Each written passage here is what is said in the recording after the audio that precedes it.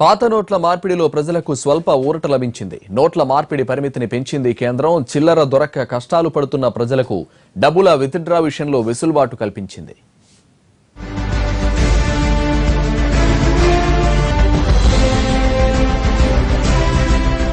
పెద్ద నోట్ల రద్దుతో సామాన్యులకు చుక్కలు కనిపిస్తున్నాయి. నోట్లు మార్చుకునేందుకు బ్యాంకుల్లో డబ్బులు డ్రా చేసుకునేందుకు ఏటీఎంలకు పరుగులు తీస్తున్నారు జనం.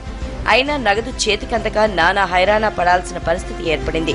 ఒకవేళ చాంతాడంత లైన్లో తమ వంతు వచ్చినా ఏటీఎం నుంచి లిమిటెడ్ గానే క్యాష్ విత్డ్రా చేసుకునే అవకాశం ఉంటోంది. అటు బ్యాంకుల్లో పాత నోట్లను క్యాష్ రూపంలోకి మార్చుకుందామన్న పరిమితి ఉంది.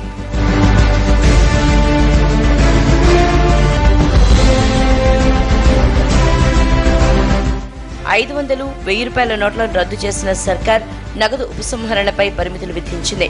బ్యాంకుల్లో పాత నోట్ల మార్పిడి పరిమితిని $4000, ఏటీఎంల నుంచి విత్డ్రాపై $2000 నిర్ధారించింది. గంటల తరబడి లైన్లో ఉన్న తమ అవసరాలకు సరిపడే డబ్బులు చేతికి అందకపోవడంతో జనాలు బాహాటంగానే అసంతృప్తి వ్యక్తం చేశారు. ప్రజల ఇబ్బందుల్ని దృష్టిలో పెట్టుకుని కేంద్ర ప్రభుత్వం కొంత వెసులుబాటు కల్పించింది.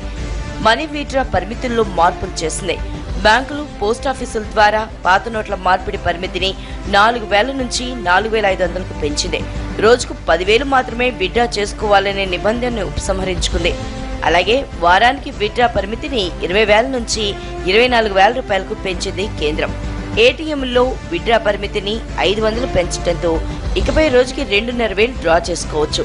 సవరించిన నిబంధనలు సాఫ్ట్వేర్ అప్డేట్ అయిన ఏటీఎంలకు మాత్రమే వర్తిస్తుందని కేంద్రం స్పష్టం చేసింది.